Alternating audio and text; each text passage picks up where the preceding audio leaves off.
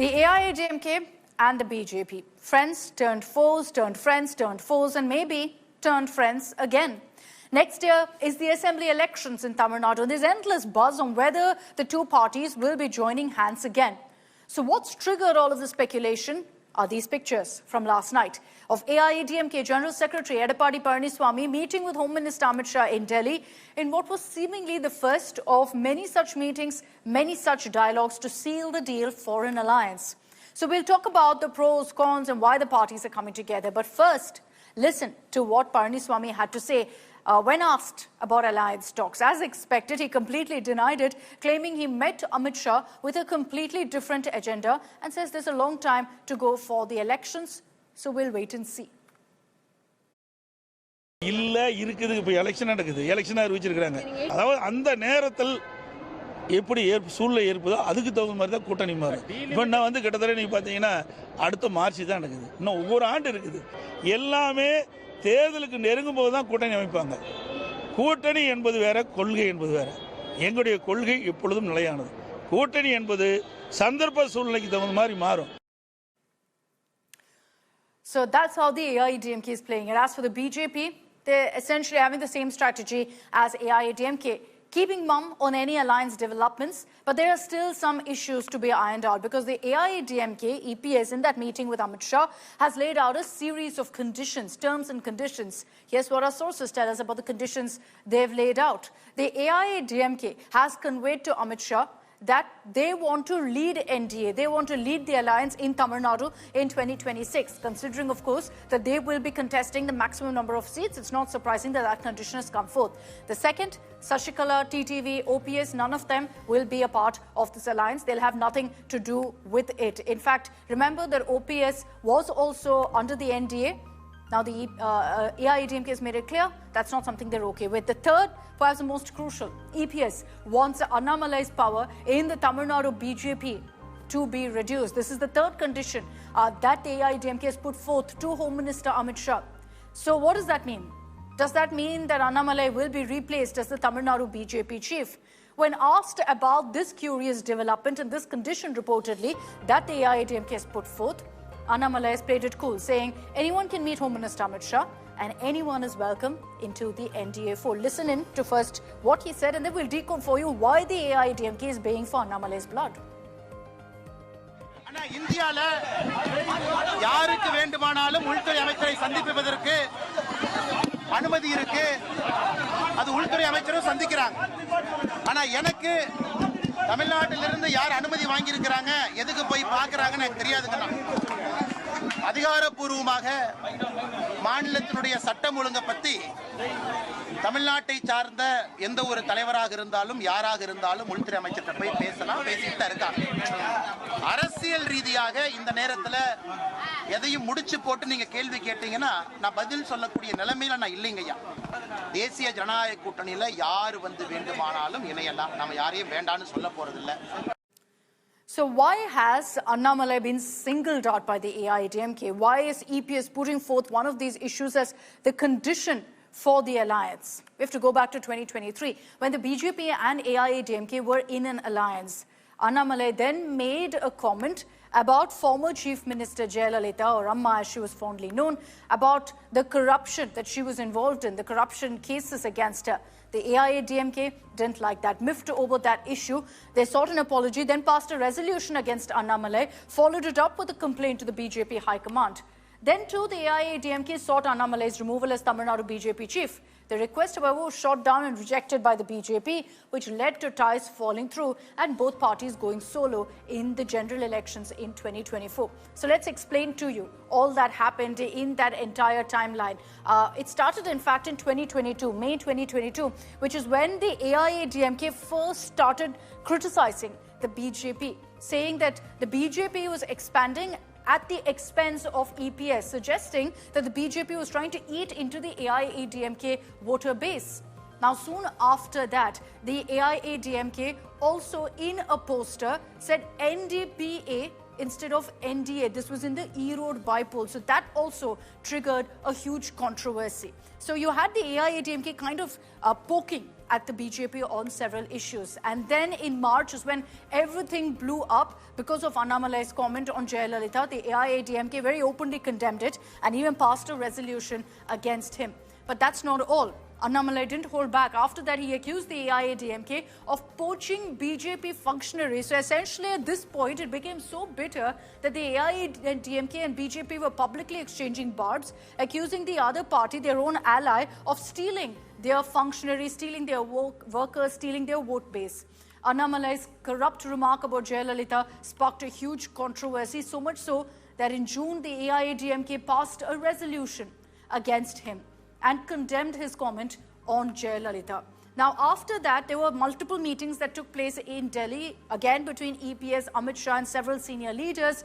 None of it really yielded any result or any breakthrough. So in September 2023, it was formal with AIADMK announcing that they are leaving the NDA, declaring that BJP is no longer an ally, which is why in the 2024 general elections, both parties didn't fight it out together. Let's bring in Pramod Madhav. He's joining us live from Chennai with more details on this. Pramod, let's just focus really on the condition that the AIADMK has put forth. We've explained why the AIADMK is targeting Annamalai, but is it something that the BJP will be willing to do, considering that right now he is the face for the Tamil Nadu BJP?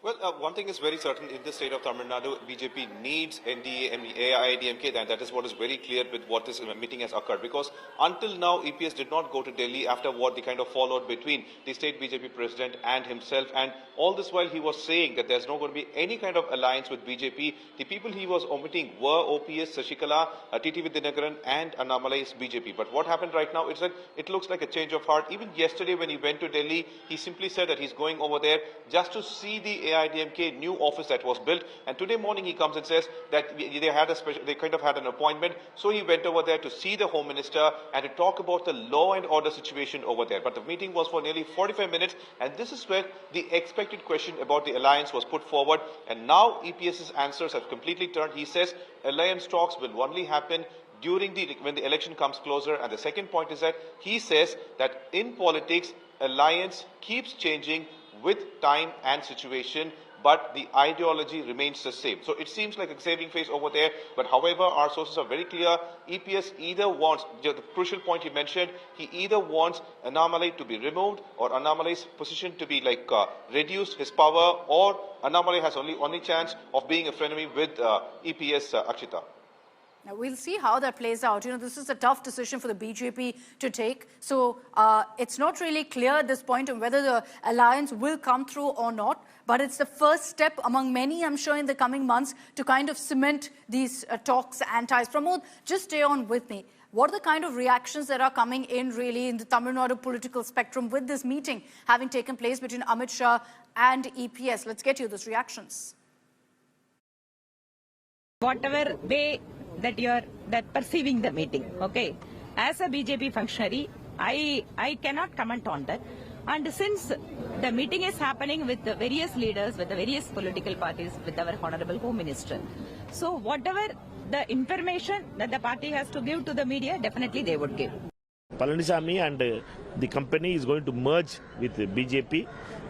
They instead of having an alliance, they should merge with BJP itself. They had surrendered their self-respect to before Amit Shah, and we all know that the media, they can keep on denying it, but the truth is that the ADMK is going to be routed in Tamil Nadu because of they are going to align or merge with the party which is against Tamil Nadu's interest, that is BJP. If the leader wants to meet them for a people's issue, he could have said it in the airport itself. But he said that he's going to visit the new party office and he have no agenda of meeting the Home Minister. And the evening he met the Home Minister. Here's something is cooking and people are aware of it and the media is aware of it and you can't skip it. The issue of the people means election. That's all. For that purpose here, they have got, I know. This is their mind. So you are saying that alliance is going to happen, but they are not revealing it now. No, they will definitely join. So will this alliance, if it happens, of course, between the BJP and AIADMK actually work in Tamil Nadu? For the AIADMK and for the BJP individually, for these parties, let's break down the good and bad of a tie-up. Starting off with the AIADMK, what are really the pros, the advantages of a tie-up versus the cons? Well, for starters, for the AIADMK, they will get the national resource backing that comes in, of course, with a party like the Bharatiya Janata Party, which makes a big difference during elections, during an election season. But having said that, the con also is the loss of a regional identity, backlash from Dravidian party backers, especially because the BJP has a tag of being an outsider party. So that could dent them. But also, as far as pros go for the AIADMK, you're looking at an expanded voter base, because even the backing that the BJP has in Tamil Nadu will then come over to, in fact, the AIADMK as well. A question of really consolidation. But also on delimitation, the AIADMK, remember, has attended the all-party meeting, made their stand very clear, which is in line with what the DMK says. So it's a direct confrontation on that issue with the central government, with the BJP. This dents AIADMK's fight on issues like delimitation. And we'll talk about more issues like that as well. The other advantage for the AIADMK is that with this kind of an alliance, it also means that in Delhi, they can to some extent call the shots. It will give them some bargaining power to be a part of an NDA, which is a strong national alliance. So that is an aspect that the AIADMK will definitely consider. But another issue with being part of a national alliance is that a Tamil Nadu-centric issue like a two-language policy, which the AIADMK again made very clear their stand that they're against imposition of Hindi, that they want only a two-language policy, not a three-language policy, is in direct contradiction, direct contrast to what the BJP has said. So to find a middle line on these issues will be very, very hard for the AIADMK. Now, the biggest advantage really of any sort of alliance is that you're bringing forth a united front to take on the Dravida Munnetra Kazhagam. So it'll be AIADMK, BJP. They'll be looking at, of course, bringing in more parties as well. Let's move on to the next details also on this about the big advantage for the AIADMK and really for the entire alliance if they come together, because they're coming together, consolidating their vote banks and ensuring that they put up a united front to take on the DMK. But there could be a rift within the AIADMK if they choose to go ahead with this alliance. It's been a divided issue within the AIADMK. So if that alliance goes through, there are many AIADMK leaders who are not for this alliance as well. So we'll see whether that will rock the AIADMK boat. Let's talk about the BJP now. Advantage very clear. The AIADMK has a very, very strong ground presence. They are still considered the #2 party in Tamil Nadu. And so they can use that. The BJP can use that to kind of spread their own saffron wave as well. But having said that, because of the AIADMK's strong presence, you could also see them being overshadowed.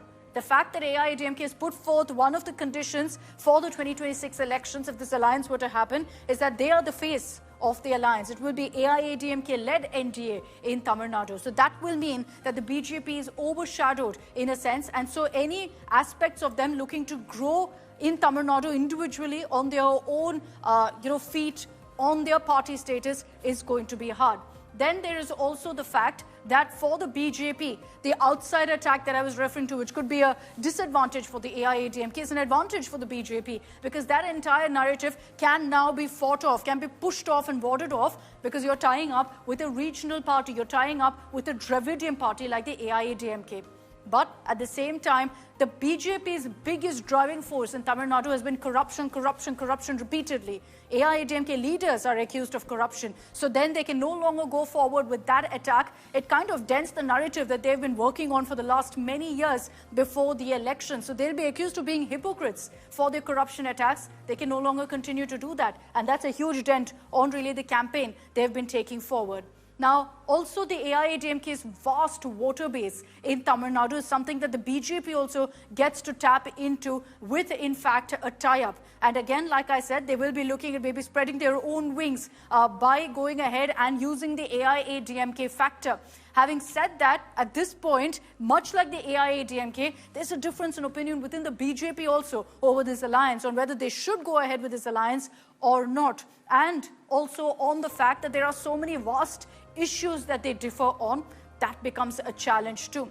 Another pro for both the BJP and the AIADMK is that individually to take on the DMK, it's a challenge. Together, they stand a better chance because they're consolidating their vote basis. But the condition that the AIADMK has put forth of sidelining Annamalai, it's a challenge for the BJP, because for the last many years, he's become synonymous with the BJP in Tamil Nadu. He is the most recognized face for the party in Tamil Nadu. And many believe that the High Command has been grooming him to kind of take on a leadership role, and a larger one in Tamil Nadu as well. That will be hit. And so they will perhaps have to go back to the drawing board to find another leader if the AIADMK has their way.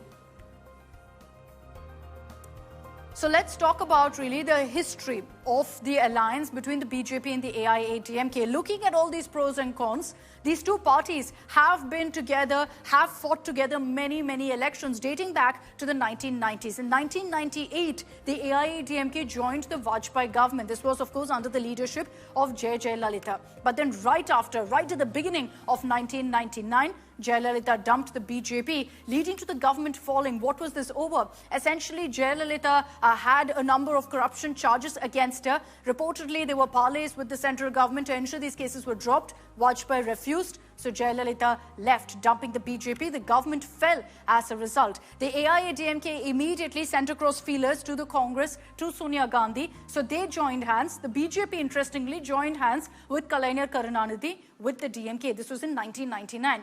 And then 5 years later is when again the AIADMK and BJP joined hands again in 2004. But they failed really to perform any magic in Tamil Nadu. So it was clear there were differences between the AIADMK and BJP. Why do I say that? Because in 2004, right after that election, immediately the BJP made an announcement. It was Venkaiah Naidu who made that announcement, saying that there is no alliance going forward with the AIADMK, that this was an election alliance and nothing more. Now, after that, we haven't really seen any development really. But in 2016, the AIADMK, and this is after Jayalalitha's demise, that's the first time that you've seen the AIADMK and BJP again kind of patch up, come together. And since then, they have been kind of friends, foes and whatnot. 2019, the AIADMK and BJP fought together for the general elections. And then again in the state elections in 2021, the AIADMK and BJP fought the elections together. They were defeated, of course, by the DMK. But it was in 2023 that this friendship kind of got rocked, with the AIADMK calling off the alliance with the BJP, like I said, over clear internal conflict about whether this alliance should continue or not. So this is a timeline from the 1990s to now of where the relationship between the AIADMK and the BJP stands. Let's get you breaking news coming in.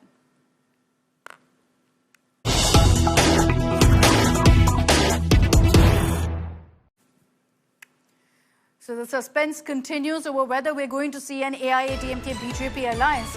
AIADMK General Secretary Edappadi Palaniswami, who's touched down in Chennai, has continued to maintain that, look, there are always changes in politics. And he said it's too early to say whether an alliance will happen, because he says the elections are next year. Only next year, a few months before that, will there be any announcement. For now, he maintains that you can't decide or make any concrete announcement right now because things keep changing in politics. And many would look at that as an indication that he no longer holds a grudge against the BJP.